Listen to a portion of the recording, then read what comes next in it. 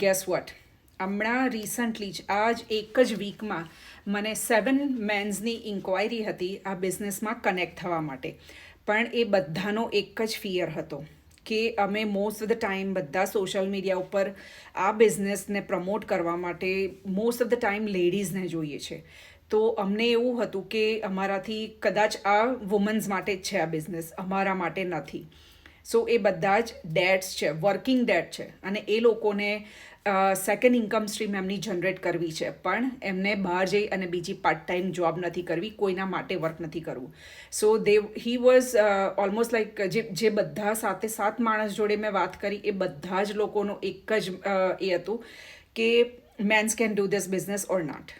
સો first એમનો એ આખું ક્વેશ્ચન જ ક્લિયર થઈ ગયો કે yes, mens can do this business, અને અમારા ગ્રુપમાં ઓલરેડી એટલા બધા મેન્સ છે જે સક્સેસફુલી આ બિઝનેસ કરી રહ્યા છે.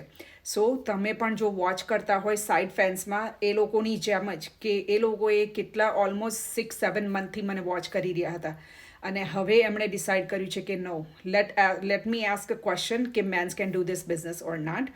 અને એમને એમનો આન્સર મળ્યો and they connected in this business.